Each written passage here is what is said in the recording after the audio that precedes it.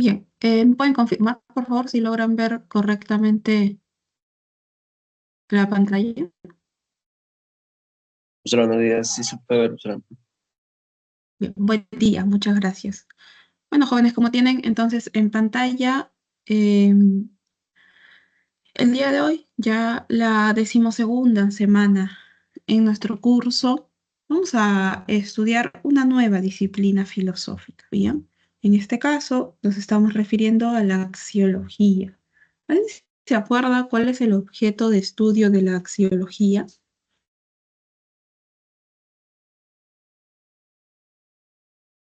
acuerdan? ¿Qué estudia la axiología? Lo mencionamos en su momento durante la primera sesión de nuestro El curso. valor, Miss. Muy bien en el chat también, ¿no? El valor es el objeto de estudio de la axiología. Muy bien. Y alrededor de este objeto de estudio es que las distintas corrientes y los distintos filósofos van a sostener y van a responder a ciertas interrogantes. Bien. Ahora, ¿qué significa el término axiología? ¿De dónde proviene? Bueno, la palabra axiología se va a componer de dos voces griegas. Por un lado, el término axios, que significa valor, y por otro lado, el término logos, que significa teoría. Entonces, etimológicamente, como hemos venido revisando así varias disciplinas, la axiología es la disciplina dedicada al estudio del valor o la teoría del valor. A partir de esta definición, nosotros podemos plantear desde la axiología distintas interrogantes. La interrogante más básica sobre la cual obviamente van a partir distintas propuestas axiológicas es la pregunta por el valor. Bueno, ¿qué es el valor? Si decimos que la axiología estudia el valor, ¿qué cosa es el valor? Bien, distintos filósofos han respondido a esta pregunta. Es una pregunta muy importante que incluso se puede rastrear como respondida desde la época clásica. Y esta pregunta es la de ¿dónde se encuentra el valor, por ejemplo, de una cosa? ¿Dónde se encuentra el valor de una cosa? ¿Está en la cosa misma? Quienes aseguran que el valor de la cosa yace en esta misma cosa se refiere como parte de la tendencia objetivista. Mientras que aquellos autores que sostienen, bien, que el valor de la cosa la formula, mejor dicho, el sujeto que admira la cosa, que tiene frente a sí la cosa, que acepta o rechaza esta cosa, bueno, estos autores están dentro de la tendencia subjetivista. Existe otra tendencia también, un poco más colectiva, que si bien no está mencionada en nuestra separata, bueno, existe, ¿bien? Y estamos hablando de la tendencia sociocultural, que sostiene que una cosa es dotada de cierto valor dependiendo de la sociedad. No hablamos de un sujeto individual, sino de un sujeto colectivo, ¿bien? Depende de la sociedad en la que eh, se encuentre, va a ser valorado de una manera o de otra, ¿bien? Esta es la tendencia o la corriente sociocultural del valor. Ahora bien, vamos a iniciar por uno de los conceptos que nos tocan revisar a lo largo de esta sesión. En primer lugar, respondiendo a la pregunta, ¿qué es el valor? ¿Cómo define la axiología el valor? Bien. Eh, el valor jóvenes dentro de la axiología va a ser eh, aquello que nos lleva a aceptar o rechazar una cosa, es decir, un objeto, hechos, acciones, personas o pensamientos, es decir, ideas. Bien. Em, Ahora, este valor va a presentar tres características fundamentales. En primer lugar, tenemos la característica de polaridad. ¿Qué nos dice la característica de polaridad? Todo valor que a ti se te ocurra, cualquiera que tú puedas incluso enunciar, de cualquier tipo, va a tener un valor contrario. Bien. De allí viene pues el nombre polaridad, ¿no? Va a tener un valor totalmente contrario. Por ejemplo, imagina que tienes un grupo de amigos. Con tu grupo de amigos deciden un día eh, ver una película que está siendo muy voceada, bien, durante las últimas semanas. Se sabe que ha ganado muchos premios, muy laureada, que los protagonistas son actores, pues, que en este momento son eh, muy solicitados para diversos proyectos. También hay una intención que se dice muy, muy propia del director, de la directora. Entonces ustedes acuerdan un día ir a ver esta peli. Bien, van al cine, ven la película, ¿no? Em, y saliendo, bien, saliendo de ver esta película, bueno, deciden ir a comer algo por ahí, ¿no? Mientras conversan, mientras dan sus apreciaciones respecto de este film. Bien. Hasta que en un momento, uno de tus amigos, uno de los miembros del grupo, eh, dice, mira, ¿sabes qué? La verdad es que hasta estoy procesando todo lo que vimos. No sé. Imagínate que es una de estas películas un poco extrañas. Eh, o sea, directores tales como Látimos y estos directores que siempre te dejan pensando, saliendo de ver una de sus películas, ¿no? Entonces, este amigo dice, ¿sabes qué? Hasta ahora no entiendo muy bien la trama de la película. Iba con otras expectativas, ¿no? Y tomando en cuenta las películas anteriores de este director, me parece que es una película muy floja, me parece que no, que hay que pensar mucho para dar cuenta de qué cosa es lo que realmente se quiere transmitir, y a mí no me gusta eso en una película. O sea, el mensaje tiene que ser claro. Creo que los protagonistas no fueron los adecuados, bien, para lo que se quería decir más. Entonces no le gustó, le pareció muy mala esta película, ¿no? Y en ese momento, eh, otra persona de tu grupo le dice, no, no, pero lo que pasa es que tú no has entendido lo que quería transmitir esta película. No sé, imagínate, a ver, una película así que haya tenido comentarios de uno y otro lado. La de Látimos me parece que la última, donde se cuentan tres historias distintas, ha sido un poco criticada también, y se dice que no se ha podido entender lo que se quería transmitir con cada historia, ¿no? Entonces este amigo empieza a decir eso, empieza a decir, ¿sabes qué? Parece que no has podido entender que dentro de cada una de estas historias que transcurren en la película hay un elemento, eh, digamos, un elemento similar en cada una de ellas, ¿no? Un elemento particular que transversalmente recurre en cada situación, y esto es a lo que el director nos quiere hacer ver, ¿no? Cómo actuamos los seres humanos frente a distintas situaciones. Te habla también de la dirección de arte. La dirección de arte está muy bien lograda, la dirección de fotografía y más.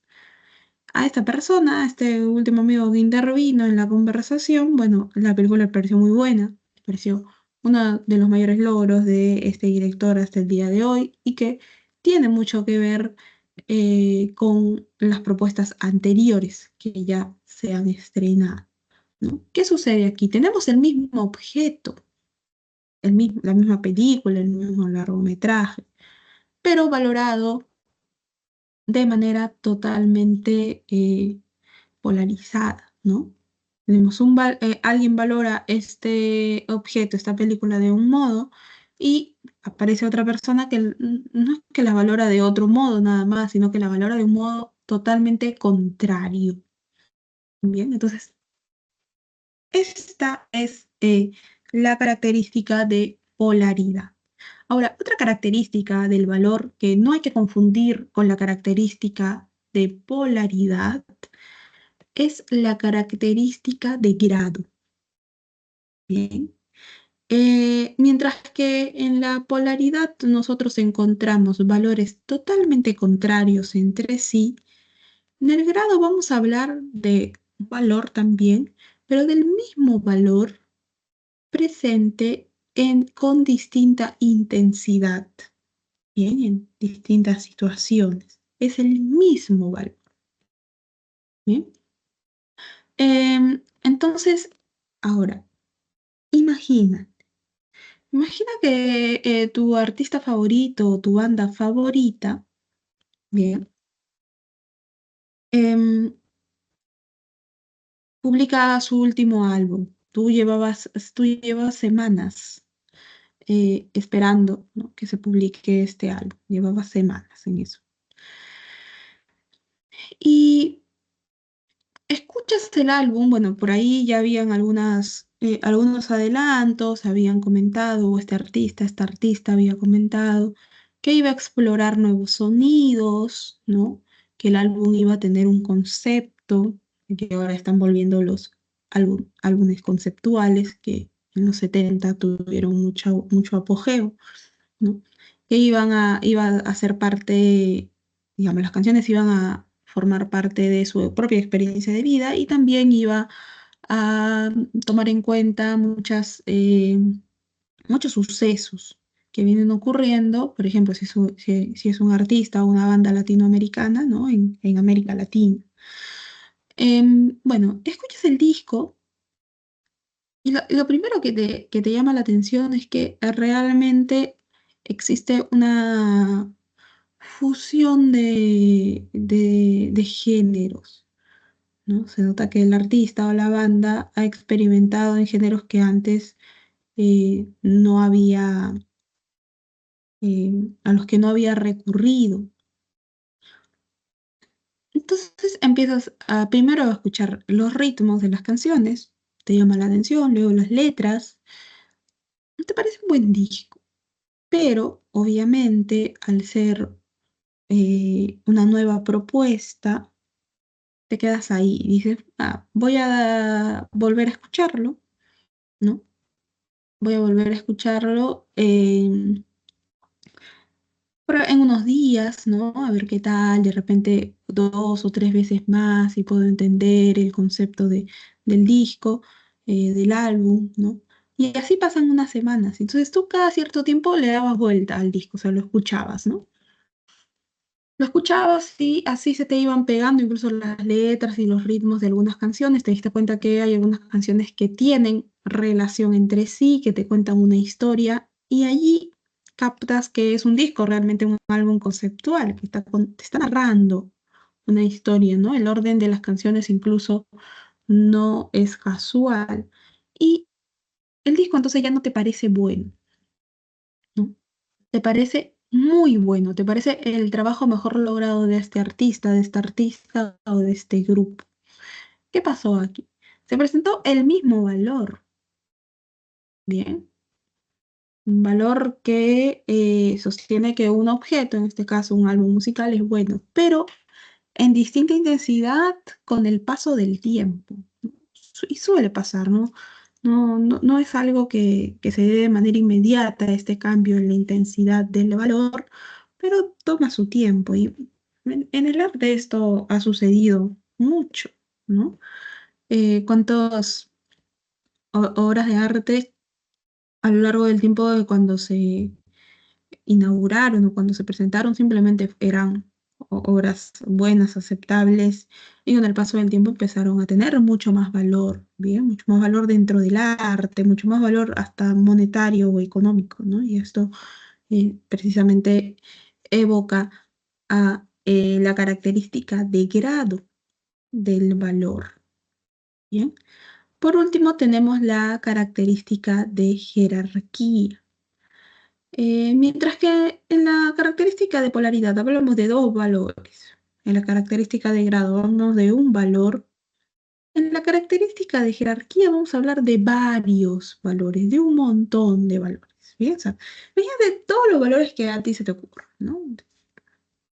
Bueno, cada persona, cada uno de nosotros, tiene una forma de ordenar, valga la redundancia, jerárquicamente estos valores. Bien, por ejemplo, ¿no? Imagina que tú ya estás en la universidad, ¿no? Proyéctate que ya estás en la universidad, tienes un compañero, una compañera, con quien hablas a veces, te cae bien. Es que un día llega esta persona a clases, pero tú ves en su rostro preocupación, entonces te acercas y le dices, hola, ¿qué tal? ¿Cómo estás? Ahí, pues, ¿no? ¿Qué pasó? ¿Está todo bien? No, lo que pasa es que o sea, estoy un poco confundida, porque no sé si te habrás dado cuenta, pero siempre que yo vengo traigo una cadena con un dije, y hoy no lo tengo y no sé si lo dejé en casa, tal vez en el apuro de salir para llegar temprano a la clase, no sé si lo dejé en casa, si por ahí se me cayó en el camino. Eh, Cuando me di cuenta recién cuando estaba ingresando a la universidad, volví sobre mis pasos cuando estuve ya cerca de la facultad y no la encontré, ¿no? Ya he escrito a mi mamá, a mi papá, o sea, a mis hermanos en casa para que lo busquen si está allí, eh, porque no quisiera perder esta cadena, ¿no? Entonces tú lo que le preguntas es, ok, porque es una cadena muy cara. Y esta persona te dice, no, en realidad no es un objeto caro, pero para mí significa mucho. No sé. Em, el dije es un regalo que mis abuelos le hicieron a mis padres cuando yo nací, entonces lo tengo desde que nací, literalmente. Entonces para mí tiene ese significado, ¿no? Ese valor que representa pues a mi familia. Y bueno, por eso esta persona está tan preocupada respecto de este objeto. Bien, aquí qué cosa podemos señalar. La jerarquía de valores que esta persona está realizando pone a los valores, sobre todo de índole interpersonal o familiar, mucho más arriba que los valores de índole económico, ¿no? Existe una jerarquía allí entre estos dos valores y bueno, entre más valores, ¿no? Si por ahí preguntamos un poco más. Otro escenario.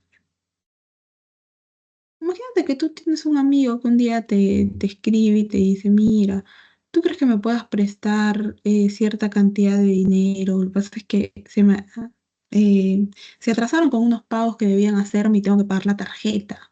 Y tú sabes que si uno no paga la tarjeta a tiempo, bueno, se come un montón de intereses y es un problema con el banco.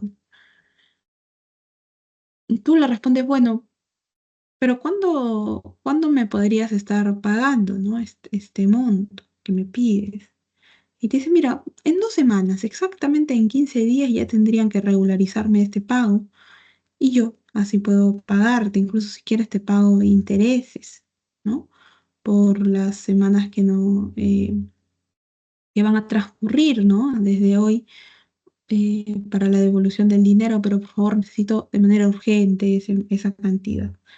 Bueno, tú lo piensas y dices, bueno, sí, son 2 semanas, me va a pagar cierta cantidad de intereses. Bueno, dale, le prestas el dinero. Bien. A tu amigo te agradece un montón. Y así van transcurriendo los días y pasan las 2 semanas, ¿no? Transcurren estas 2 semanas, bueno, tú dices, bueno, esta persona seguramente me va a escribir para decirme, bueno, no sé, ¿quieres que te transfiera el dinero o lo quieres en efectivo, ¿no? Y ya casi al final del día tú no tienes noticias de ese amigo, por lo que decides escribir, ¿sí? Le escribes preguntándole como que, qué pasó, ¿no? Me dijiste que hoy, es decir, 2 semanas después, me ibas a devolver el dinero que te presté, ¿no? ¿Cómo vas a hacer? ¿Me vas a traer en efectivo a casa o me vas a transferir el monto? Y este amigo te responde incluso al día siguiente, ¿no? Y te dice, mira, lo que pasa es que hasta ahora no me pagan lo que debían pagarme, la verdad a mí también me preocupa, esto me pone mal, ¿no? Eh, ¿Por qué no puedo cumplir contigo? Por favor, dame una semana más, voy a insistir para que me puedan desembolsar ese dinero y así poder cumplir mi palabra contigo. Bueno, tú un poco desconfiada, y dices, bueno, está bien, ¿no? Em,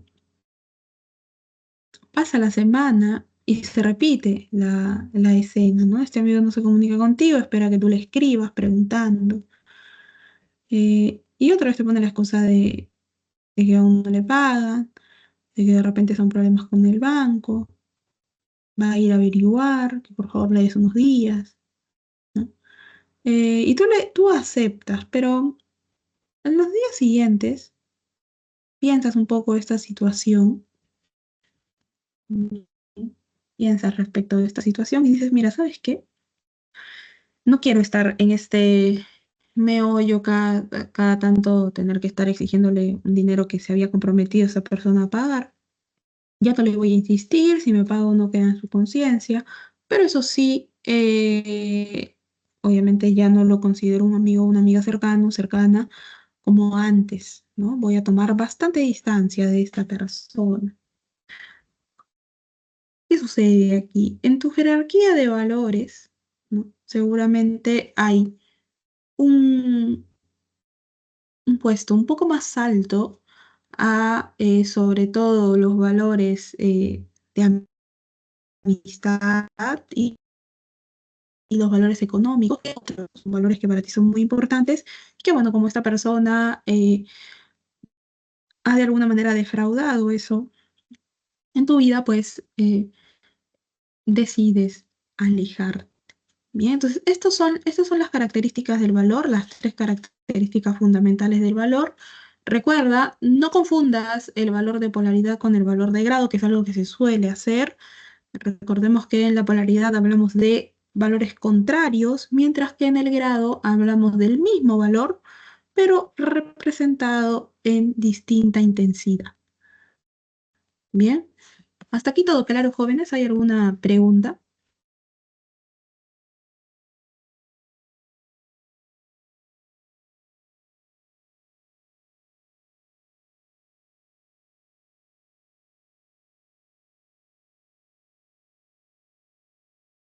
Sí, todo claro.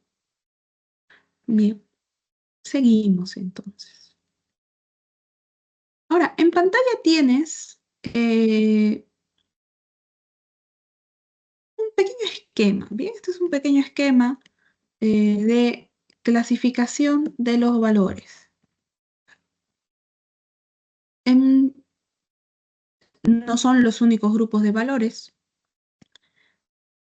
pero son, digamos, los más básicos. Tenemos por un lado los valores económicos. Los valores económicos se van a referir a la utilidad, ¿bien? Es decir, van a ver, aquí vamos a tener conceptos de economía y sobre todo de producción, es decir, conceptos tales como eh, lo lucrativo y lo no lucrativo, lo útil o lo inútil, lo caro, lo barato, ¿bien?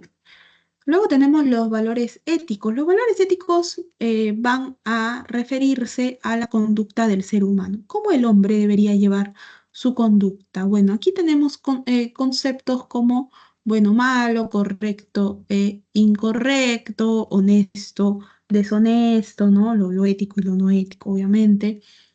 Em, Luego tenemos los valores estéticos referidos a la concepción de belleza que uno puede tener respecto de algunos objetos.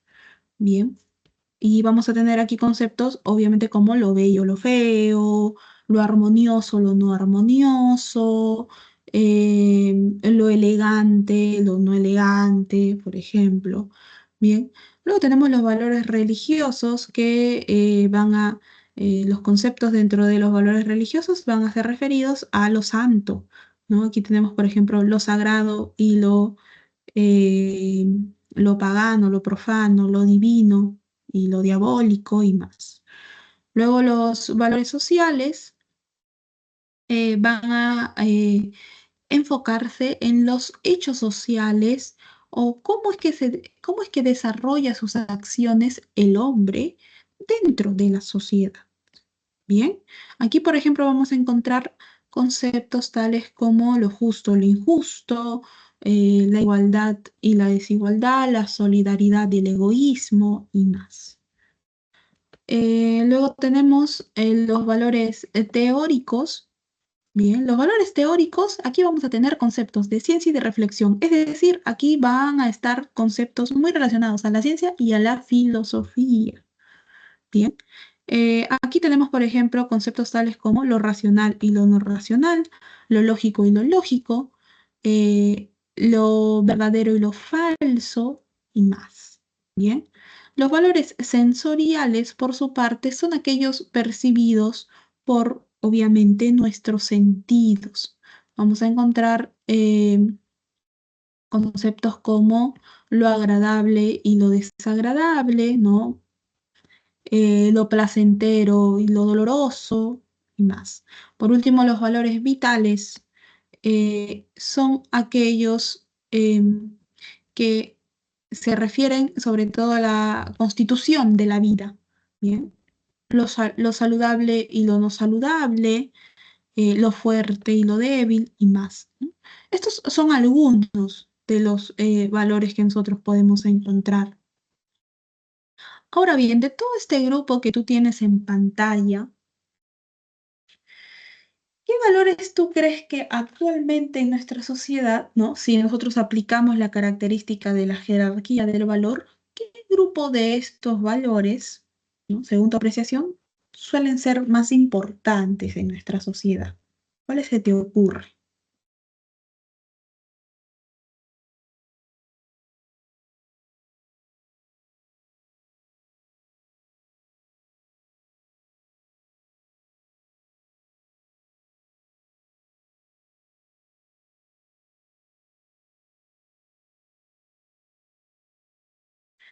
A ver, sí pueden escribir en el chat, pueden abrir su micrófono también sin ningún problema. ¿Cuáles actualmente, ¿no? En nuestra sociedad, a cuáles se le da mayor importancia?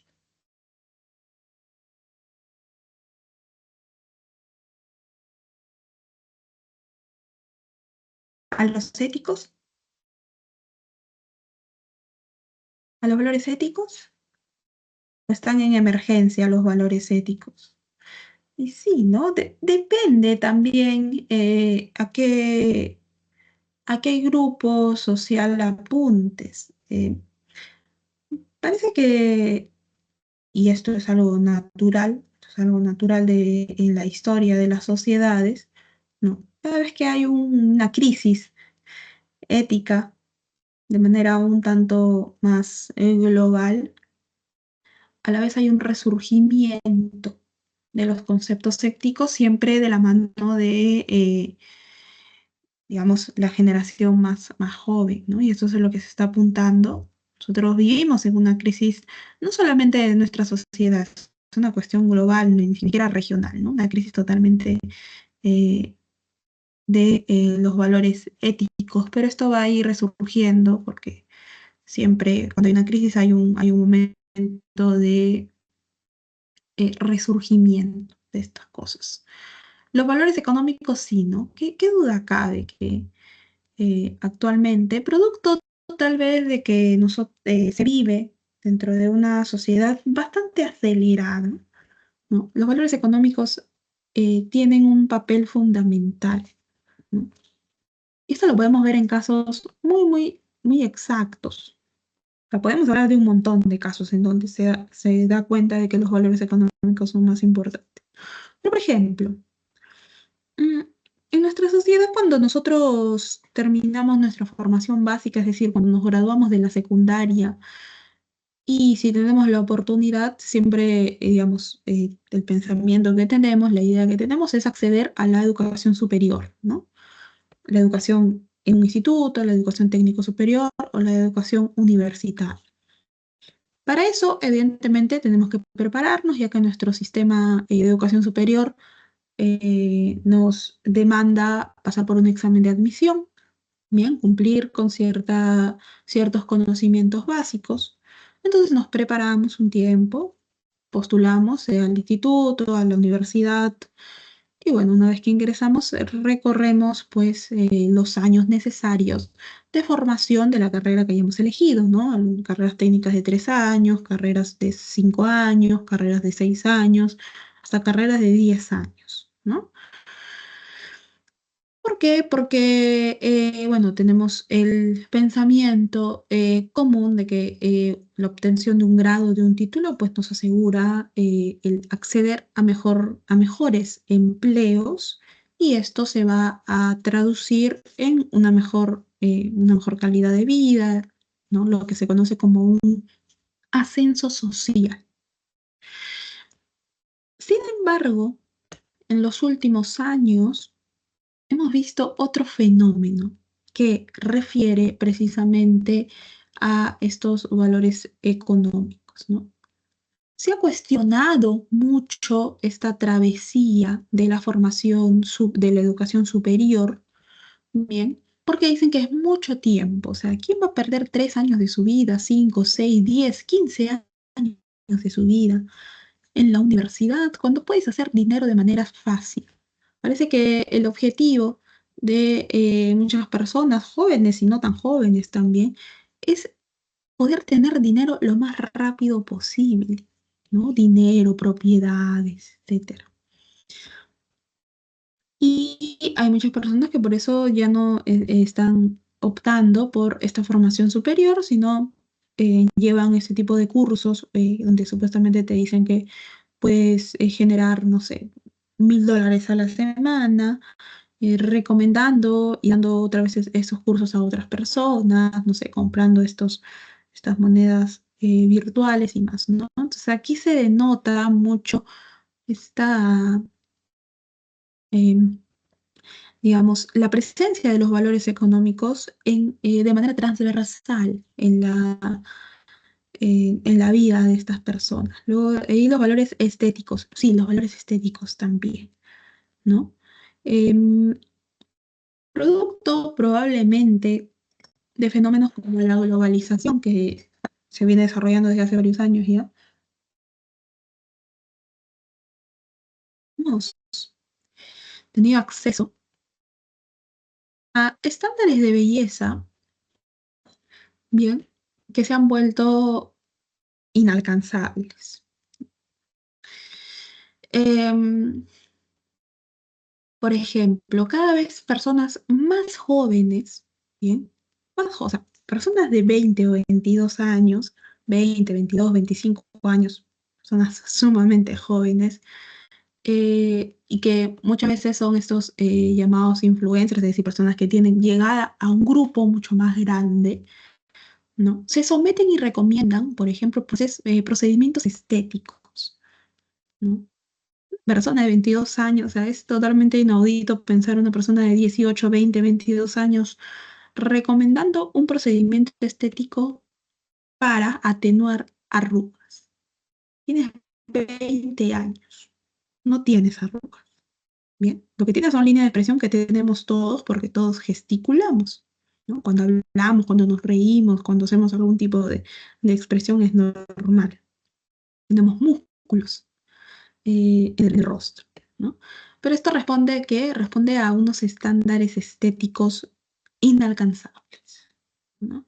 Se ha puesto de moda, por ejemplo, ahora, que no está mal, pero siempre con límites, ¿no? Tener una rutina de cuidado de la piel con excesivos pasos y con productos carísimos. O sea, aquí ves cómo estos valores estéticos también tienen una relación con los valores económicos, ¿no?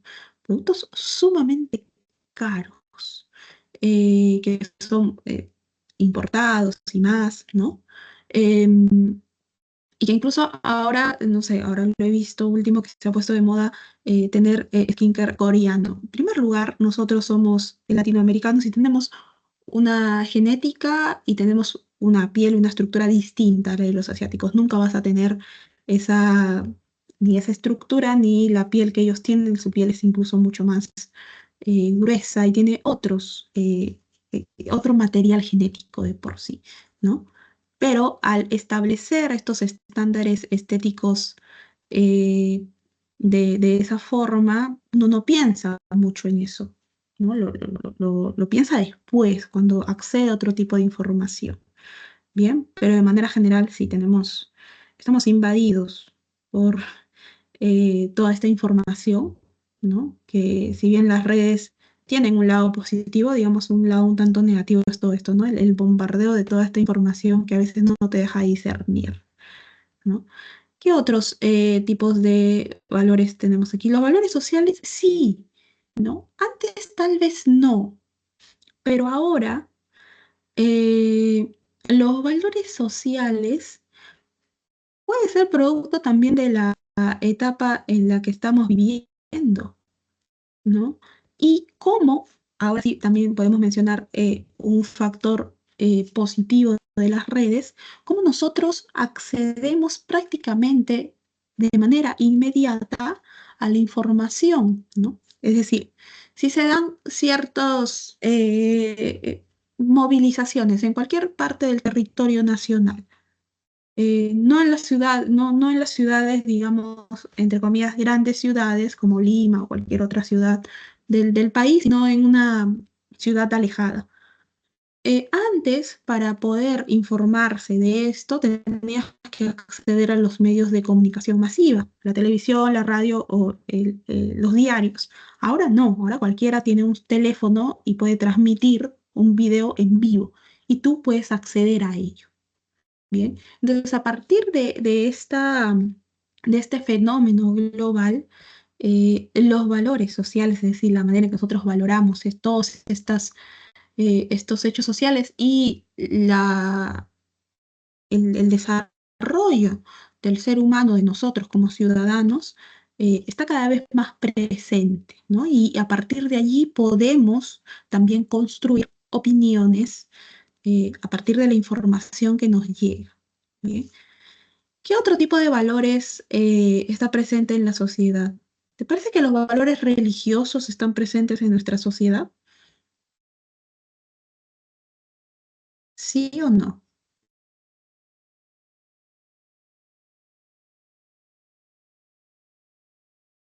Sí, ¿no? Sí. Eh, Nosotros en teoría, es decir, en nuestra constitución, nosotros somos un Estado laico, donde se respeta la libertad de credo de todos aquellos que están dentro de suelo peruano. Bien.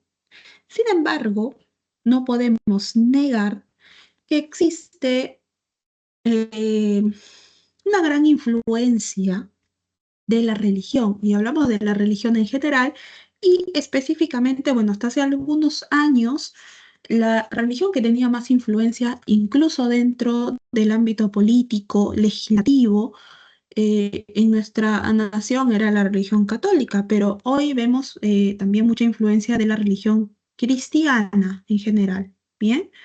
Eh, por ejemplo, hace algunos años, hace algunas legislaturas, si no me equivoco, en la penúltima elección legislativa, es decir, para los representantes para los congresistas, una bancada, es decir, un partido, ¿no? Obtuvo, me parece que unos 20 curules, y este partido directamente, bien, directamente basaba todas sus propuestas en su religión, bien.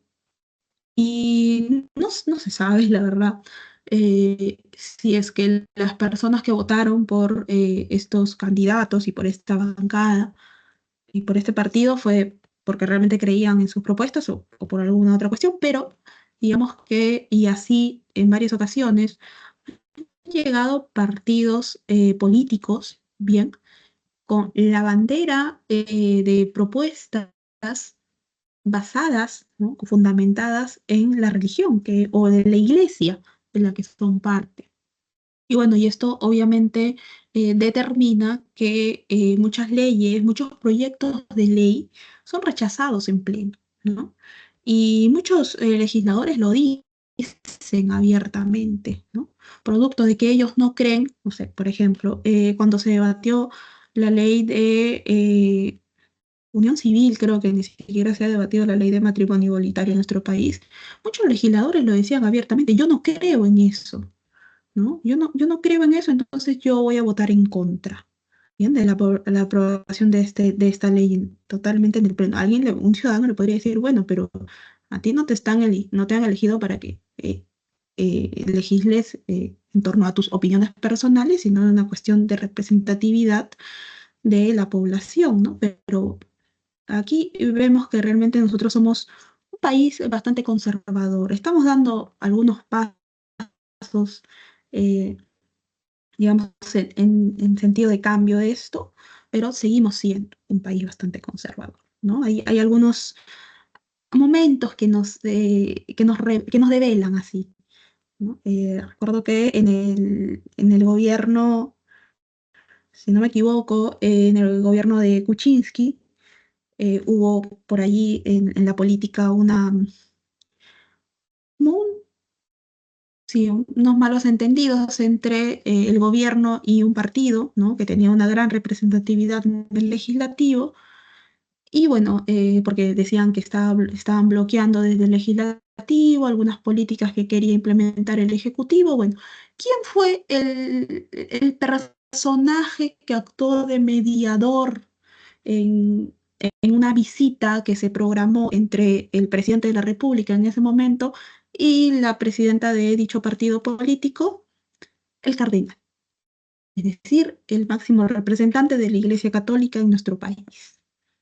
Bien, entonces, este tipo de eh, ejemplos, pues, revelan que sí, ¿no? Los valores religiosos aún son muy importantes en decisiones eh, en nuestro país, que en donde probablemente deberían estar un poquito más al lado. ¿Y qué valores tú crees que todavía no se tornan tan importantes, bien, en nuestra sociedad y deberían ser?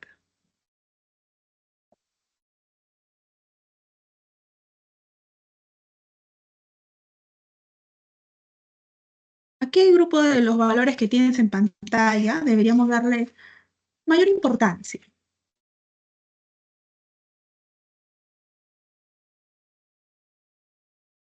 Mm.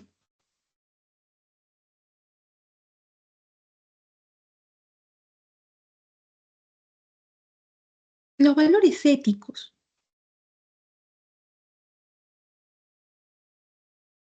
sí, ¿no? Los valores éticos están de manera global, parece, en crisis, y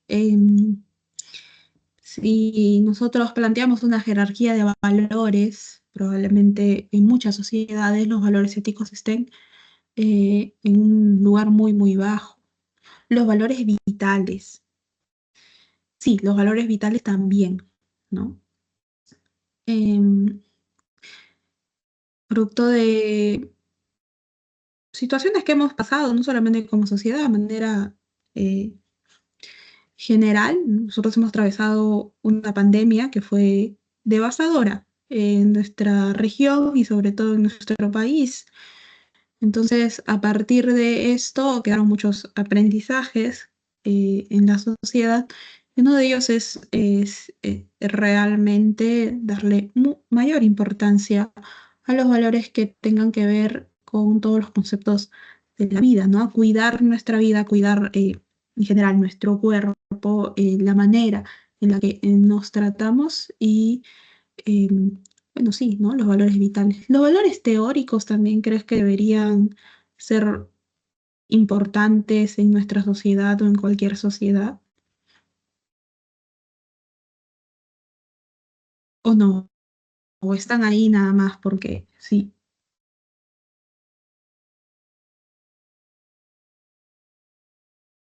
Los valores teóricos jóvenes referidos a la ciencia y la reflexión, es decir, a la ciencia y el pensamiento crítico, son prácticamente la base de muchos de los otros valores, ¿no? La ciencia, como nosotros ya lo hemos estudiado un par de semanas atrás, la ciencia desde la época clásica, bien, con los conceptos y con los descubrimientos que han surgido de ella, nos lleva a precisamente un avance o un progreso, ¿no? En general, como sociedad. Y bueno, obviamente los términos de reflexión, de pensamiento crítico y muy relacionados a la filosofía también deberían tener un, digamos, un acercamiento con toda la sociedad, ¿no? En en los años que nuestro país atravesó, y bueno, volvamos a este ejemplo, la pandemia, ¿a quiénes preguntaban sobre qué hacer, ¿no? Con estos virus, con estas nuevas cepas? A los científicos, ¿no? A los biólogos, sobre todo, ¿no? Y después a otros científicos. Y por ejemplo, en el ámbito cultural, cuando se atravesó esta pandemia, muchos filósofos y muchos pensadores y muchos textos que ellos habían escrito ya unos años atrás empezaron como a resurgir. Y de allí tenemos, a partir de este suceso, ¿no? Tenemos que dentro del ámbito cultural ahora son muy famosos ciertos filósofos, literatos y pensadores con las teorías que plantearon. Bien, entonces en momentos así, en momentos de crisis, siempre volvemos a las bases de, si se quiere, el aprendizaje. Bien, bueno, entonces estos son los valores y para que no te olvides, hemos realizado este ejercicio. Seguramente no te vas a olvidar de esta clasificación. Bien, ahora vamos a ver un concepto importante dentro de la axiología y este es el acto valorativo. ¿Qué cosa es el acto valorativo, profesora? Bueno, el acto valorativo es esta experiencia que nos lleva a nosotros a aceptar o rechazar un objeto, una persona, una idea, una acción o un suceso. Bien, vamos a ver cuáles son los elementos de este acto valorativo representados en la siempre perspicaz Mafalda, ¿no? Viñeta, tira, creada por el siempre genial Joaquín Lavado Quino. Mira, en esta viñeta tenemos a Mafalda. ¿Bien? Mafalda está sobre una silla y un banquito, ¿bien? Porque es muy pequeña. En el proceso del acto valorativo, Mafalda es nuestro sujeto. ¿Bien? Ella es nuestro sujeto. Y Mafalda está observando algo. ¿Qué cosa está observando? Está observando un objeto. En este caso, este globo terráqueo. Bien. El segundo elemento del acto valorativo es el objeto. Bien. Ahora, respecto de este objeto ya identificado, se va a presentar una característica. El tercer elemento del acto valorativo es la cualidad. ¿Qué es lo que más te llama la atención del objeto? A ver, ¿qué cosa te llama más la atención de este objeto?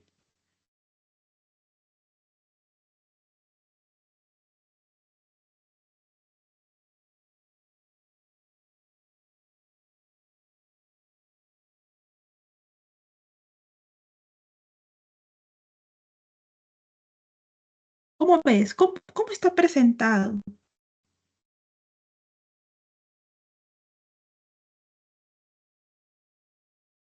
Muy bien, ¿no? Está clavado a la pared y parece que el clavo está que ahí se esfuerza por no soltarlo y está al revés, ¿no? Si te das cuenta, este es América, ¿no? Esto es América, pero aquí Sudamérica está aquí, Centroamérica aquí, Norteamérica aquí. América es un continente, recuerda, ¿no? Hay que recordar. América es un continente, no es un país. Y mira, las patitas, ¿no? Sobre las cuales, si tú pones sobre una superficie el globo terráqueo donde tiene que sostenerse, están al revés también, ¿no? Está al revés.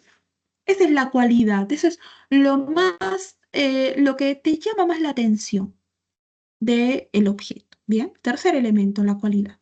Y a partir de la unión de estos elementos va a surgir el último elemento, muy importante, el juicio.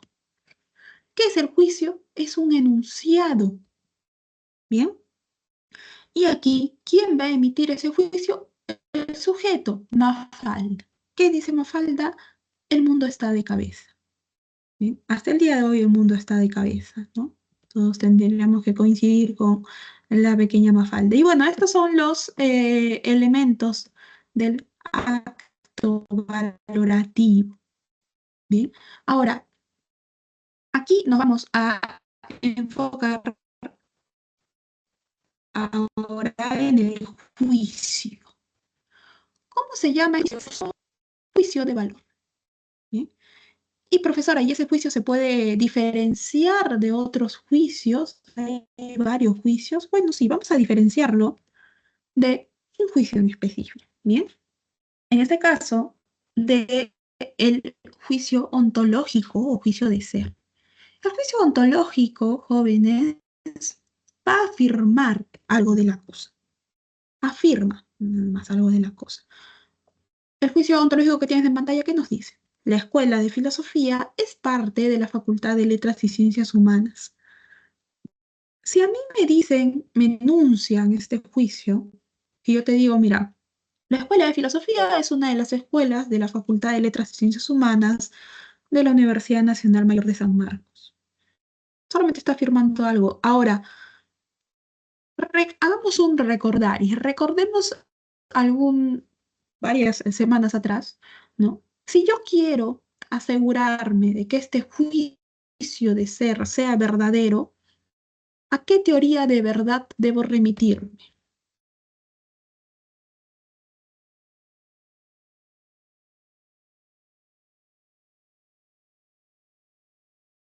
¿Te acuerdas? ¿Cuáles son las teorías de verdad?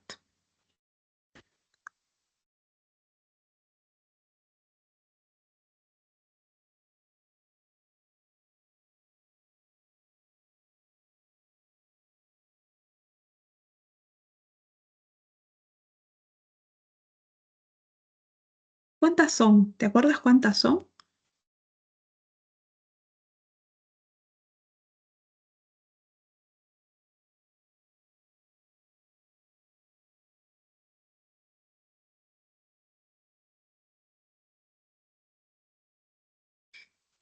Casi, son tres. Y hay una teoría de verdad que te dice que lo que tú enuncias debe eh, reproducirse en la realidad. ¿Cómo se llama? ¿Te acuerdas?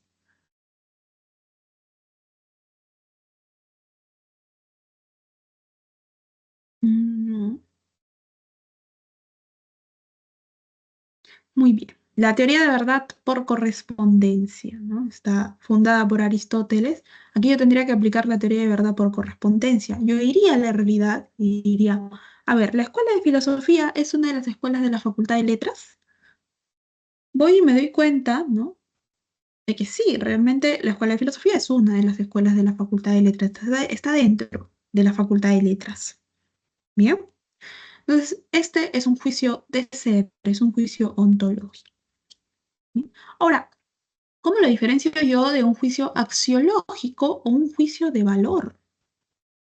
¿Cómo hacemos eso? Bueno, El juicio de valor, jóvenes, o juicio axiológico, no afirma nada de algo, sino que califica un objeto, califica una persona, califica una cosa, una acción, ¿no? Califica un suceso, una idea, ¿no? Por ejemplo, ¿cómo convierto yo este juicio ontológico en un juicio de valor? En lugar de decir la Escuela de Filosofía es parte de la Facultad de Letras, digo, la Escuela de Filosofía es la mejor escuela de la Facultad de Letras y Ciencias Humanas, ¿no? Estoy emitiendo un juicio axiológico, un juicio de valor. Puede venir otra persona y me puede decir no. Todo el mundo sabe que la mejor escuela de la Facultad de Letras es literatura. Y después alguien más nos dice, no, todos están equivocados. La mejor escuela de la Facultad de Letras es la Escuela de Arte. Todas estas personas lo que han hecho es emitir un juicio axiológico, un juicio de valor. Mejor, entonces, esta es la diferencia de estos juicios, entre estos juicios. Eh, ¿Todo claro hasta aquí? ¿Hay alguna pregunta?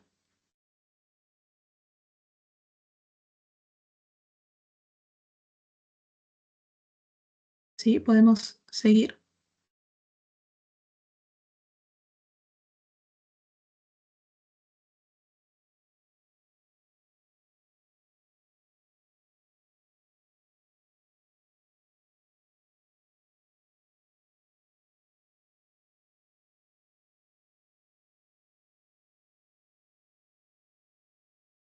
¿Sí? Bien, ahora vamos a ver cómo se fundamentan estos juicios de valor. ¿Bien? Aquí vamos a ver dos grupos, si se quiere, bien, las teorías por un lado subjetivistas y por otro lado las teorías objetivistas. Empecemos por el subjetivismo, bien. ¿Cómo se fundamenta de manera subjetiva los juicios de valor? Bueno, en primer lugar tenemos el hedonismo. El hedonismo con su máximo representante, el señor Epicuro de Samos, bien. Em, Recordemos que el hedonismo, junto con otras escuelas, junto con el cinismo, junto con el escepticismo y junto con el estoicismo, son las cuatro escuelas helenístico-romanas. ¿Bien? Es decir, son em, eh, grupos de pensadores o filósofos que surgen en una etapa de crisis del ¿sí? Mm, y lo que buscan, y a la pregunta a la que quieren responder, es cómo el ser humano puede alcanzar la felicidad y la tranquilidad en su vida. Las escuelas helenístico-romanas, en este caso, cada una de ellas va a presentar una respuesta, y el concepto más importante que presenten va a ser transversal a casi todas las disciplinas filosóficas. En el caso de la axiología, jóvenes, el hedonismo va a presentar su concepto más importante. Para el hedonismo, el- todos los seres vivos, bien, todos los seres vivos, buscan siempre el placer.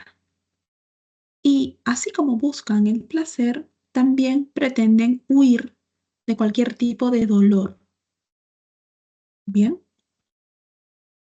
Em, el hombre, en este sentido, al ser un animal racional, al ser un ser racional, ¿no? Que es lo que obviamente nos diferencia de todos los otros animales, va a organizar su existencia, va a organizar su vida, bien, va a organizar en general cómo lleva su vida para poder experimentar el máximo placer y evitar el dolor. La razón, entonces, es el elemento es importante, bien, eh, para lograr esta meta, bien. Em, Así alcanzamos la felicidad, porque esta es la pregunta clave que quiere responder el hedonismo y las otras escuelas helenístico-romanas.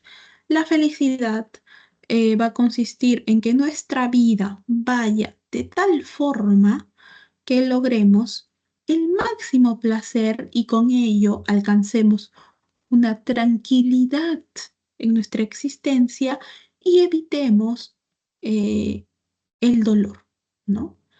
Em, entonces, nuestra razón así se va a convertir en una razón calculadora, ¿bien?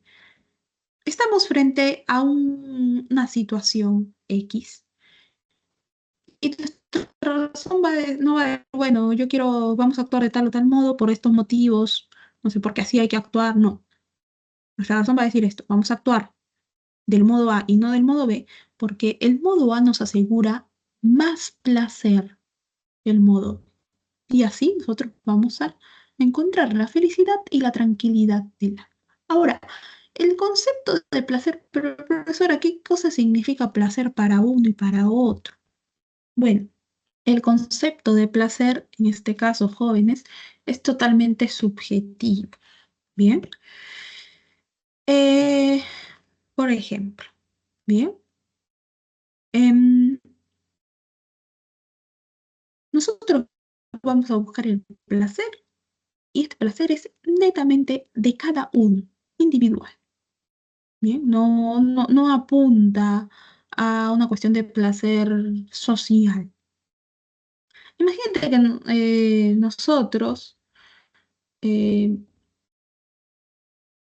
no sé, estamos en una reunión y en un momento dices, ah, ¿sabes qué? En un restaurante y hay que ordenar algo de comer. Bueno, y en la carta que nos acercan hay un plato que a mí me gusta mucho, pero que a ti no te gusta, ¿no? No sé, imagínate un guiso de lentejas. A ti no te gustan las lentejas para nada, nunca te gustaron. En tu casa no preparan lentejas porque a ti no te gusta. Pero a mí me gusta mucho, es mi plato favorito. Entonces yo lo ordeno. eh, y según el hedonismo, tú no ordenarías lo mismo. ¿Bien? Tú no pedirías eso de comer porque no te gusta. Porque no te va a llevar a la realización del placer máximo. Siendo que existen otras alternativas, vas a pedir un plato que a ti te guste, ¿no? Y esa experiencia, ¿no? de probar este plato que a ti te gusta mucho, constituye una experiencia placentera. ¿Bien? Es buscar entonces el placer en tanto es personal o individual. Así para cada uno el concepto de placer puede ir variando. Para el filósofo, por ejemplo, ¿cuál es eh, el sentido del máximo placer? La reflexión. Una vida que se componga de reflexión, ¿no? Imagínate a Sócrates. Sócrates, jóvenes, rechazó pagos. ¿Se acuerda que esta era la crítica que él le realizaba a los sofistas, ¿no? Sócrates no cobraba nada. Muchas veces dormía en la casa de por ahí, estaba caminando por la polis todo el día y llegaba la noche, estaba lejos de su casa. Entonces, él le decía, mira, Sócrates, aquí tiramos algo ahí, puedes dormir acá, en mi casa. Y él lo aceptaba, ¿no? Por ahí el máximo pago que recibía cuando daba sus clases era, no sé, por ahí alguien le acercaba un plato de comida, de lo que fuese, ¿no? ¿Cuál era el máximo placer en ese sentido para Sócrates? La vida en reflexión. Para muchos filósofos incluso, eh, es claro decir que la reflexión es una gran parte de la obtención de placer para ellos, mientras que para otras personas puede ser la acumulación de riquezas, puede ser la obtención de títulos, ¿no? O sea, hay personas que viven estudiando diplomados, posgrados, doctorados, postdoctorados, accediendo a becas, porque eso le causa placer, ¿no? Obtener ciertos grados, obtener diplomas, alguna formación en su carrera, ¿no? Hay personas a las que les causa placer, por ejemplo, ser reconocidos, ¿no? Tener honores. En la época clásica, los guerreros, por ejemplo, ¿no? Siempre era más famoso el que tenía más honores, más laureles. Otras personas no, otras personas dicen, no, a mí me causa placer, la verdad, estar tranquilo, tener un trabajo que pueda cubrir mis necesidades básicas, ¿no? Que nadie me moleste. Bueno, eso le causa placer. Leonismo dice es totalmente particular, es totalmente individual. ¿Qué cosa te causa placer y qué cosa te causa dolor? Y huir a lo que te causa dolor mientras buscas lo que te causa el máximo placer, ¿no? Ahora, saber el eudeumonismo. El eudeumonismo representado en Aristóteles, filósofo que hemos mencionado varias veces a lo largo de lo que va en nuestro curso. Ahora, ¿qué significa eudemonismo, profesora? ¿Qué es esa palabra medio rara? Nunca la había escuchado. Bueno, el eudemonismo, bien, la palabra eudemonismo proviene del término griego eudeumonía. La eudemonía es la vida buena, la vida plena, la felicidad. Ahora, recordemos que para Aristóteles, que la filosofía aristotélica es una filosofía teleológica. ¿Qué significa? Teleológica. Bien, lo vamos a escribir en el chat.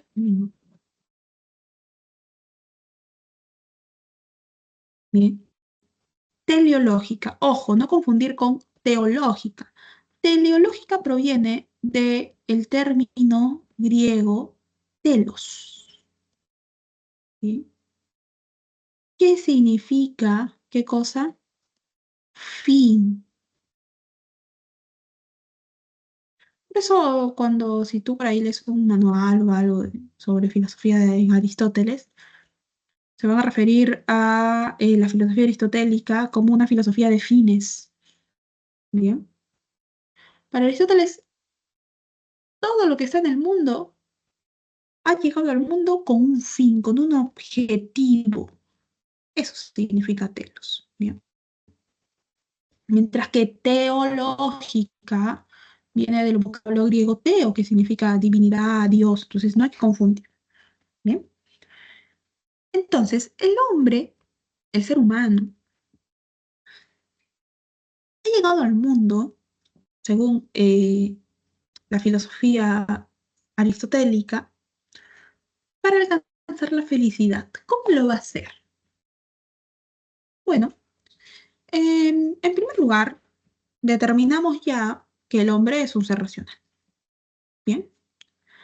Em, con su razón, el hombre va a tomar decisiones respecto de sus acciones. Va a decidir cómo actuar. Bien. Obviamente, idealmente, para Aristóteles, los hombres tienen que actuar de una manera buena, tomar buenas decisiones. Obvio, lógico, ¿no? Em, esto lo que va a hacer en el ser humano, y esto Aristóteles lo deja claro en la Ética Nicómaco, otra vez mencionamos la Ética Nicómaco, que es prácticamente el manual ético que él escribe a su hija. ¿Te acuerdas?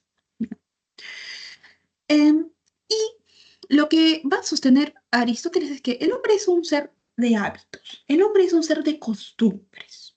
¿Bien? Y si el hombre empieza a ejecutar acciones de tal manera que lo lleven a alcanzar lo que él determina como su felicidad, su eudemonía, un momento, incluso esta toma de decisión va a ser prácticamente automática. Pero siempre va a deliberar, ¿no? Siempre va a decidir. Uno tiene que decidir cómo actuar frente a cualquier situación que se te presente, porque pueden ser situaciones totalmente nuevas. Entonces, estas decisiones tienen como elemento fundamental, ¿qué cosa? La razón. Para Aristóteles nosotros no tomamos o no deberíamos tomar decisiones apresuradas o precipitadas, sino que se toman decisiones que de alguna manera llevan su tiempo pensar, ¿no? Ejecutar ese sentido. Bien, entonces esta es la posición aristotélica. Ahora, ¿qué otra? Estamos todavía dentro del subjetivismo, ¿no? Nos encontramos con la propuesta del utilitarismo. El utilitarismo fundado en la modernidad por el señor John Stuart Mill. ¿Qué nos dice el utilitarismo? Para el utilitarismo, la utilidad o bienestar de objeto, suceso, cosa, persona, idea, es el criterio máximo de felicidad. Podemos decir que una acción es buena, por ejemplo, en tanto corresponda y se relacione con la mayor felicidad o el mayor placer para la mayor cantidad de personas. El utilitarismo es muy utilizado, ¿no? Este criterio utilitarista, por ejemplo, es muy utilizado en la ejecución de obras públicas. Bien. Mm, imagínate que en un distrito de cualquier parte del país se aprueba la ejecución de una obra pública. ¿Cómo es que se llega a aprobar? En primer lugar, bueno, la necesidad de que se dé esta obra, digamos, la construcción em, de algún centro municipal, ¿no? Un centro municipal de recreación, que es necesario en ciertas zonas. Bueno, que lo que primero dicen, bueno, bien, ese es el presupuesto, va a tomar tanto tiempo, X. ¿A cuánta gente va a beneficiar esto? Bueno, va a beneficiar a los vecinos de esta parte del distrito, ¿no? Que son más o menos tantos miles de vecinos, ¿no? Porque, por ejemplo, en este edificio vamos a tener una piscina, vamos a tener canchas, ya vienen las vacaciones, o sea, esto está proyectado para que se inaugure en las vacaciones de verano, ¿no? Y los niños, jóvenes y adultos, también los adultos mayores también van a tener una zona de recreación, ¿no? Para que ellos puedan venir aquí. Va a haber cursos, talleres de vacaciones, se les va a cobrar un monto mínimo. Y esto es lo que va a generar, ¿qué cosa? Bienestar a los vecinos, ¿no? Entonces, haciendo estos cálculos es que se aprueba este tipo de obras públicas. Obviamente no es que va a beneficiar a todos, seguramente de toda esta cantidad, de los miles de vecinos que en teoría son beneficiados con la obra, por allí va a haber algunos cientos que no sé, se van a quejar de los ruidos, se van a quejar de que los trabajos sean hasta altas horas de la noche. Cuando esté la obra terminada, seguramente se van a quejar de que fuera de el establecimiento hay no sé, vendedores ambulantes, pero es un mínimo. El utilitarismo te diría, bueno, sí, no vamos a tener la felicidad de todos, pero del el máximo número que podamos generar una cuestión de felicidad o de bienestar, listo, nos damos por bien servidos. Bien. Eh, ahora, por último, dentro del grupo de las tendencias subjetivistas, nos encontramos con el emotivismo axiológico. Bien, el emotivismo axiológico del señor Alfred Ayer. Ayer. ¿Qué nos dice el emotivismo axiológico? Para el emotivismo, como su mismo nombre lo indica, los juicios axiológicos, los juicios de valor, provienen de las emociones individuales. Bien. Em, y una vez A ver, en primer lugar, si te das cuenta, esta propuesta del emotivismo axiológico va a ser un tanto distante a las dos primeras que vimos. Estas tres propuestas, el hedonismo, el eudemonismo y el emotivismo axiológico, son subjetivas, ¿bien? Pero a la vez se distancian entre sí. ¿Por qué? Porque el hedonismo y el eudemonismo, sobre todo, ponen hincapié en la razón, ¿bien? Mientras que el emotivismo axiológico dice, no, los juicios de valor no tienen la naturaleza racional que antes se ha querido plasmar en ellos. Ayer dicen no. Todo se produce a partir de las emociones y de las emociones totalmente personales. ¿Bien? Por ejemplo, ¿no? ¿Qué quiere decir esto? Es sencillo, mira. Em, Imagínate que hay una tú estás en la universidad, por allí hay una persona que te llama la atención, que te parece muy notable, ¿no? Y te empiezas a generar un gusto por esta persona. Justo en ese momento, ¿no? Se puso de moda una canción y tú un día escuchas esa canción con detenimiento y dices, oye, esa canción está narrando, ¿no? Eh, todo lo que a mí me pasa con esta persona, ¿no? Estas canciones, no sé, que hablan de un-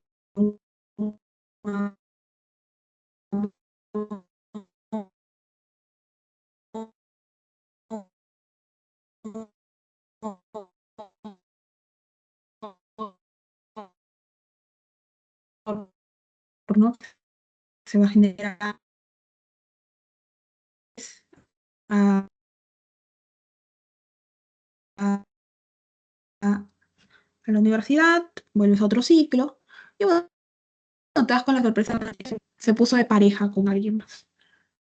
Obviamente eso te genera un poco de tristeza. eh, y ahora, esa canción que antes evocaba todo ese ideal que tú tenías y que te podías plasmar al lado de esta persona, ya no te causa lo mismo, te causa mucha tristeza. Hasta rabia te da en un momento, ¿no? Y dices, ay, pero qué tonto, qué tonta, ¿no? ¿Cómo puede pensar esto si ni siquiera hablamos mucho, va, X. ¿Qué pasó? El emotivismo axiológico diría, incluso dentro de la misma persona, se pueden generar distintas emociones y distintos juicios de valor, proveniente de que nuestras emociones cambian a lo largo del tiempo. ¿Bien? Otra vez, esto es, los ejemplos que te voy a dar son muy sencillos porque estamos dentro del ámbito del arte y el arte es casi siempre la apreciación artística suele ser bastante subjetiva y bastante emotiva. Hay una canción, y me disculpo por los ejemplos un tanto antiguos, eh, hay una canción de una banda británica de los 90, que es una banda que va a volver. Este año va a hacer una gira, está haciendo una gira, va a hacer una gira por América Latina. No va a llegar al Perú, pero va a llegar a América Latina. Bien. Es una banda conformada por dos hermanos y por dos amigos. Bien.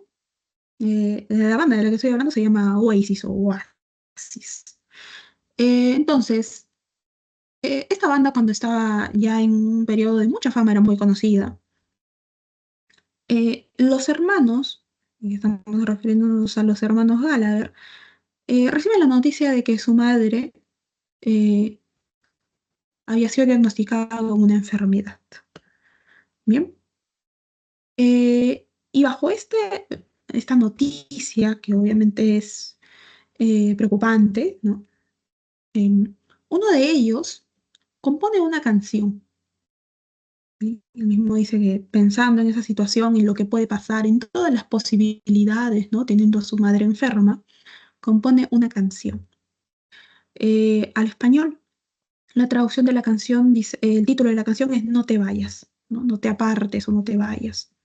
Don't Go Away, la canción. Y en la letra es el autor, la persona que está cantando la canción, le pide a la persona que lo escucha que por favor se quede, que todavía hay muchas experiencias que les toca vivir, que no literalmente le está rogando que no lo deje. ¿Bien? ¿Cómo surge esta canción? Surge por esto, ¿no? Por esta noticia de, eh, digamos, de esta enfermedad de la madre. Pero si alguien no sabe todo este contexto y tú escuchas la letra de la canción y es una canción de amor, obviamente es una canción de amor, nació como una canción de amor filial, ¿no? De hijo a padre a madre, pero se puede convertir en una canción romántica. El emotivismo axiológico diría es totalmente válido, porque tú no estás experimentando las mismas emociones que experimentó el autor. Al componer esta canción, tú le estás trasladando a emociones totalmente particulares. Bien. Entonces, en el arte vemos mucho eso. Y además, hay una, no sé si decir necesidad, pero sí hay una intención que cada vez que nosotros em, construimos un juicio de valor sostenido en el emotivismo, buscamos que el otro sienta lo mismo, ¿no? Buscamos que el otro, por ejemplo, mis amigos, ¿no? Si yo escucho un álbum, para de los tantos que salen a cada rato, em, por ejemplo, ¿no? Uno de estos álbumes conceptuales. eh, Otra vez me disculpo por el ejemplo tan antiguo, en los 70, una banda británica también publica un álbum conceptual que se llama The Wall, donde todas las canciones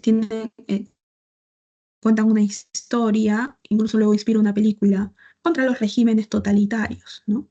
Entonces imagínate que yo soy muy fanática de esa banda, me escuché toda la discografía, ese es mi disco favorito, me sé toda la historia, bla, bla.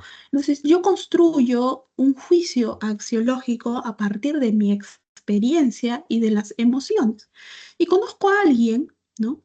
Que también por ahí le gusta la música y entonces compartimos algo y yo lo que quiero es que esta persona comparta mi juicio de valor.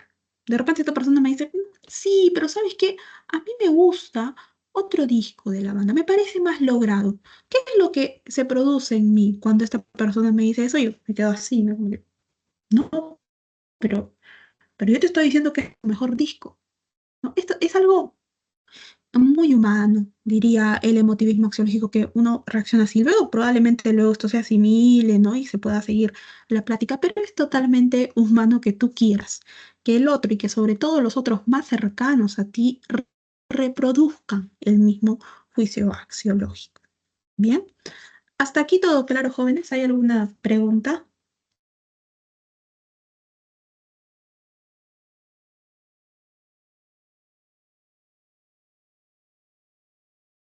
Sí, podemos seguir.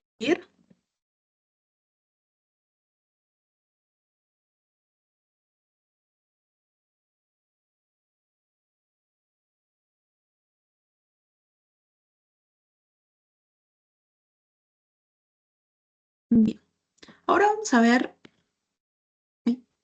Pasamos. Las dos propuestas que ya no se enmarcan dentro del subjetivismo axiológico, sino dentro del objetivismo axiológico. Bien. En primer lugar, tenemos el naturalismo con su máximo representante, el señor Herbert Spencer. Spencer es un autor que vimos la clase pasada. Bueno, la teoría naturalista que defiende Spencer también se amplía, digamos, hacia la axiología. ¿Qué nos dice el naturalismo? Bueno, para el naturalismo el sujeto no tiene nada que hacer en relación de cómo se construye el valor. Bien, es decir, el valor no está. en la razón, en las emociones, en la utilidad que puede dar el sujeto. El fundamento del valor está en la naturaleza material de la cosa. Por ejemplo, este paisaje, ¿no? Tú ves ese paisaje y dices, ah, es un paisaje bello, sí, ¿no? Lo valoramos respecto de sus características de belleza. Spencer y el naturalismo dirían, bueno, este paisaje es bello porque en su naturaleza está el valor. No necesita de alguien, en este caso nosotros, alguien que lo admire, alguien que visite este paisaje natural, ¿no? Alguien que reafirme su belleza, no. O sea, este paisaje puede estar solo, sin recibir ningún turista, ninguna visita, ninguna persona, y su valor de belleza sigue allí, no cambia. No es que yo llego, enuncio que este paisaje es bello, me retiro y conmigo se retira el valor. No, el valor está ahí, se queda ahí en su naturaleza. Bien. Por otro lado, tenemos al idealismo objetivo representado por Platón. Bueno, por Platón y por Sócrates, ¿no? Y aquí otra vez vamos a dar cuenta de una diferencia que existe entre Platón y su discípulo Aristóteles, ¿no? Mientras que Aristóteles va a sostener una teoría dentro del subjetivismo, Platón va a sostener una dentro del objetivismo. En primer lugar, recordemos, ¿cuántos mundos existen para Platón? ¿Te acuerdas cuántos mundos existen?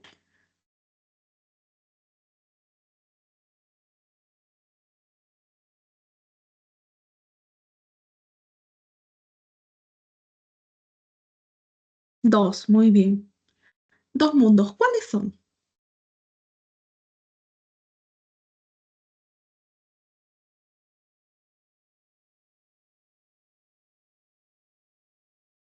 Muy bien, el mundo sensible o mundo material y mundo tangible o mundo de las esencias, ¿no?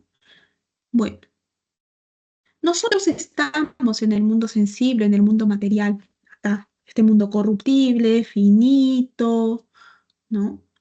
Cambiante, mundo material. La idea, no te olvides, la idea, bien, va a ser entendida como valor. Para Platón, el valor es una idea. La idea de lo bello, la idea de lo justo, la idea de lo bueno, son valores. Y si son ideas, ¿en qué mundo se encuentran?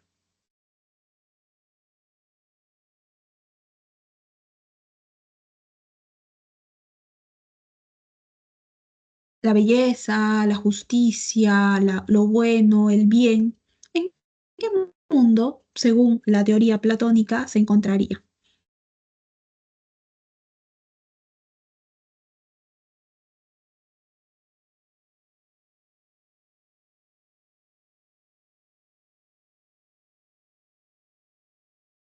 ¿En cuál de estos dos mundos estarían estas ideas?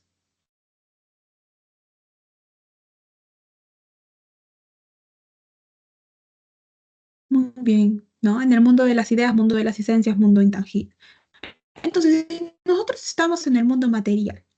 Y la belleza, la justicia, el bien, lo bueno, están en el mundo de las ideas. Nosotros no podemos acceder al mundo de las ideas. Bien, de manera general, no. El sujeto no llega al mundo de las ideas. Tiene que hacer un trabajo muy largo. Y el único que puede llegar es el filósofo, ¿no? Y luego de mucho tiempo. Entonces, la formación de estas ideas, por ejemplo, de decir que algo es bello, no se sostiene de ninguna forma en nosotros, en el sujeto. Nosotros estamos en el mundo material. ¿Qué podríamos decir, no? ¿Qué podríamos decir nosotros de las ideas? No, las ideas no se transforman con lo que nosotros digamos o no digamos. Las ideas están ahí. No tenemos ninguna participación en su formación, ni en sus cambios, ni nada. Todo corresponde al mundo de las esencias. ¿Bien? ¿Todo claro, jóvenes? ¿Hay alguna pregunta?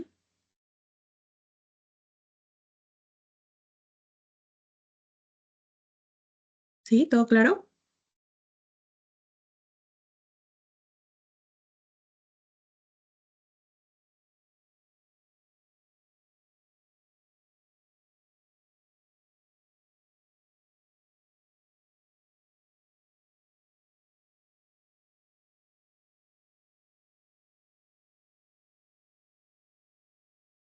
Sí, bien. Entonces, me da un segundo, por favor, para poder compartir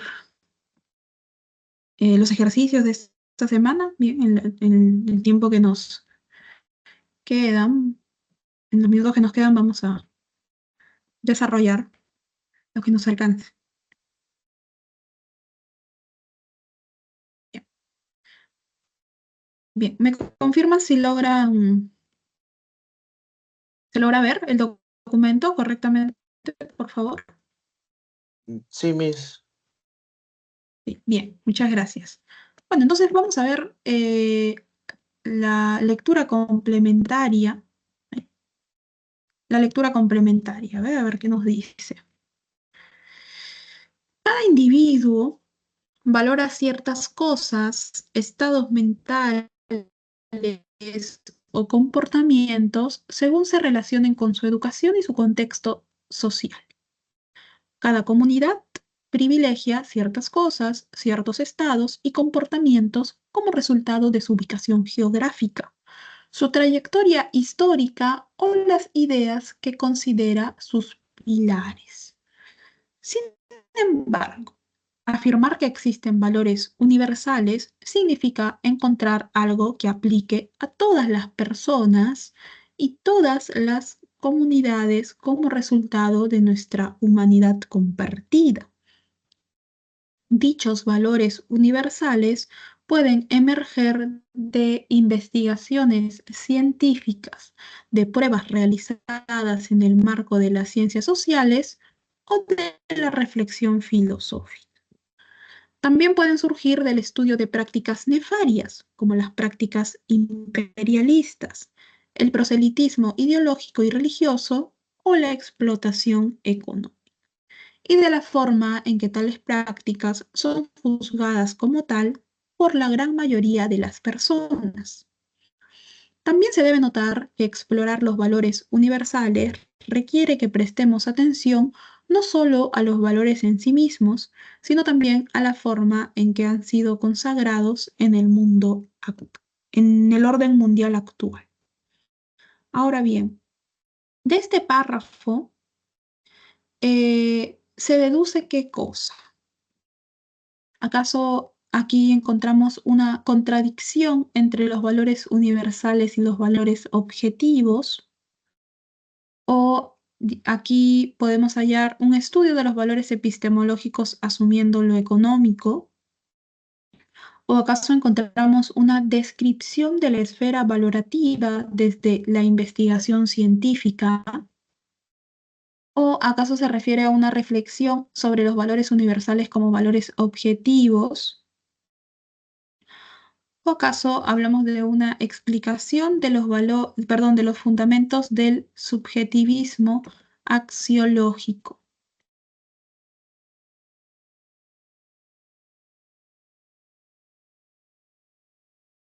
¿Cuál sería la alternativa correcta aquí, jóvenes? La D. La letra D, ¿no? Aquí estamos hablando de si existieran valores universales, tendrían que cumplir en ese caso, eh, al aplicar a todo el mundo, ¿bien? Se tendrían que asumir como valores con características objetivas. ¿Sí? Entonces, la alternativa correcta es la letra D. Ahora pasamos a los ejercicios propuestos. Ejercicios de clase. Ejercicio número 1.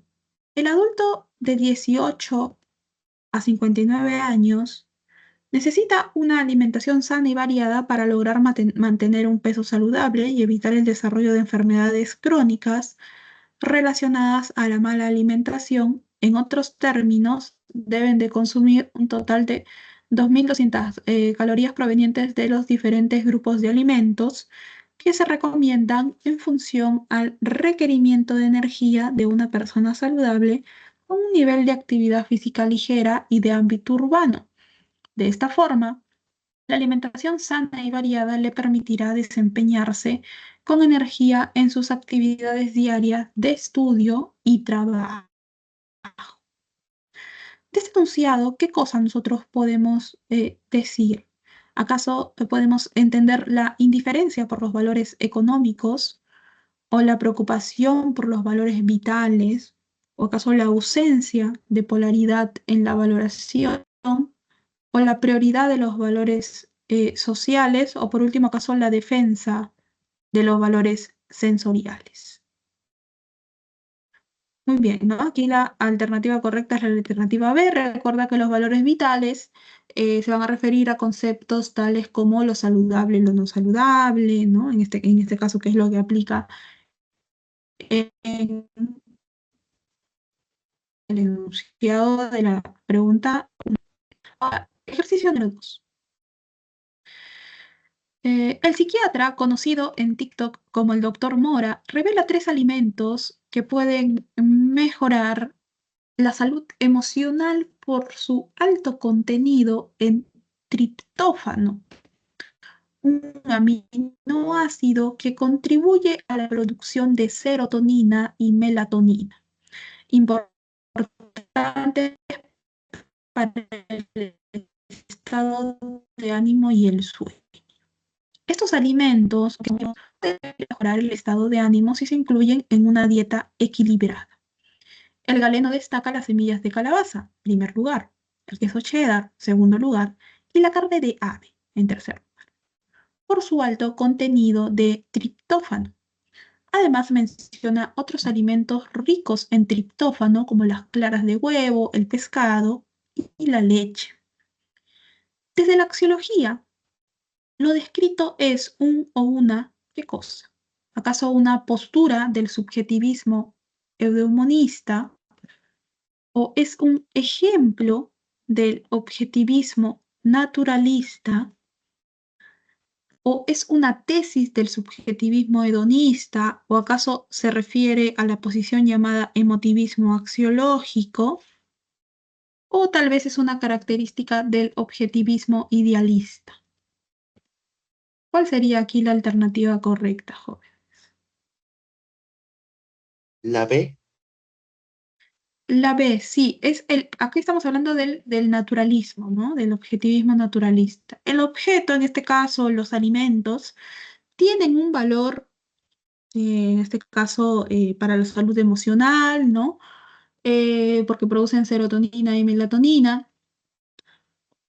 Y ese valor, diría el naturalismo, está en el objeto, así tú no lo consumas.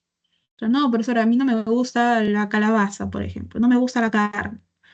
Bueno, no importa. El valor que se le da en este caso, ¿no? El valor para nuestra salud, nuestro equilibrio emocional, está allí, lo consumas o no, lo sepas o no incluso, ¿no? Porque hay gente que de repente no sabe esto. Bueno, así no lo sepa, el valor se encuentra en el objeto, en la naturaleza material del objeto, diría el naturalismo. Bien, entonces ejercicio número 2, alternativa correcta, letra B. Ejercicio número 3. El general Bonnie Yun Yap fue un político y general del Ejército Popular de Vietnam, quien consideró que cito, un minuto. Este general consideró que, cito, fue imperdonable la actuación de los Estados Unidos en la guerra de Vietnam, donde perdió la contienda debido a que los soldados norteamericanos fueron poco aguerridos. Las consideraciones del general son, ¿qué son? ¿Acaso son un ejemplo de gradualidad axiológica o son juicios científicos y por tanto rigurosos o son una valoración emotiva descontextualizada? Tal vez son juicios de ser o enunciados ontológicos o por último caso son enunciados valorativos o juicios axiológicos. ¿Qué decimos de estas declaraciones? ¿No? Muy bien, son enunciados valorativos o juicios axiológicos, ¿no? Está valorando, en este caso, la acción de los soldados estadounidenses, ¿no? Entonces, el ejercicio número 3, la alternativa correcta es la letra E. Avanzamos. Ejercicio número 4. ¿Tenemos tiempo? Sí. Ejercicio número 4. Magali, una joven profesional, prefiere la comida norteña, como el seco con cabrito o el ceviche, por su sabor y la sensación que produce comerlo, y no por sus propiedades alimenticias. Además, tiende a comprar ropa, no para cubrir o abrigar el cuerpo, sino por sentir que se dispone de prendas a la moda. Y además, pronto va a adquirir un automóvil de alta gama para jactarse de él y lucirlo frente a los demás en lugar de considerar una opción más práctica. Respecto del comportamiento de Magali, nosotros podemos aseverar qué cosa. ¿Acaso que expresa una reformulación del emotivismo axiológico o que contradice la postura utilitarista de John Stuart Mill o que expresa la postura hedonista de Epicuro de Samos? ¿O acaso el comportamiento de Magali manifiesta que sus valores son guiados por el rechazo? ¿O por último, acaso coincide con la tesis del eudemonismo axiológico? ¿Qué alternativa es la correcta en esta situación?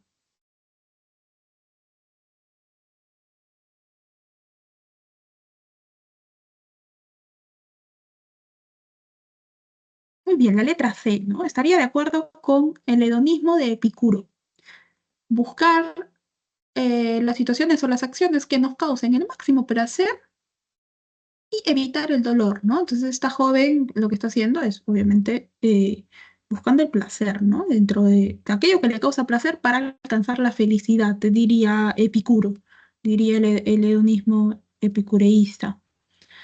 Y así pues va a obtener la tranquilidad personal. ¿Bien? ¿Queda tiempo? Sí, nos queda tiempo rápido para el ejercicio número 5, parece. Bien. Miguel María Grau Seminario, en la guerra con Chile de 1879, demostró un extraordinario sentido del honor y una dedicación sin igual a su patria a bordo del legendario monitor Huáscar. Además, se enfrentó a fuerzas superiores. Su capacidad de liderazgo, su coraje en batalla y su compasión por los adversarios lo han inmortalizado en la memoria colectiva de la nación. Por el contrario, el 31 de mayo de 2016, el Tribunal Superior Militar Policial del Centro sentenció a 35 años de prisión al técnico de la Marina de Guerra en situación de retiro, Alfredo Marino Domínguez Raffo, por los delitos de traición a la patria, desobediencia e infidencia en tiempos de paz. Desde la perspectiva axiológica de la lectura de este enunciado se infiere qué cosa. ¿Acaso que la realidad debe ser evaluada por encima del valor, que algunas personas valoran de manera más precisa, o que los valores dependen del estado de ánimo del sujeto, o que la polaridad es una característica de los valores, o que todas las personas valoran de la misma forma? En este caso, ¿qué podemos inferir? Muy bien, ¿no? Que la polaridad es una característica de los valores. Frente a un valor frente a la situación, frente al accionar de Grau Seminario, podemos encontrar un valor totalmente opuesto frente a la acción de Domínguez Raffo, ¿no? Ambos miembros de la Marina de Guerra del Perú. Bien, entonces, ejercicio número 5, alternativa correcta, letra D. Dejamos de compartir e inmediatamente voy a compartir las diapositivas. Aquí tienes las claves de todos los ejercicios, bien, de esta semana. Bueno, llegamos al final así de la sesión. Muchas gracias a todos por su atención y siempre su activa participación. Les deseo un buen fin de semana y nos vemos en la siguiente clase. Tengan buena tarde.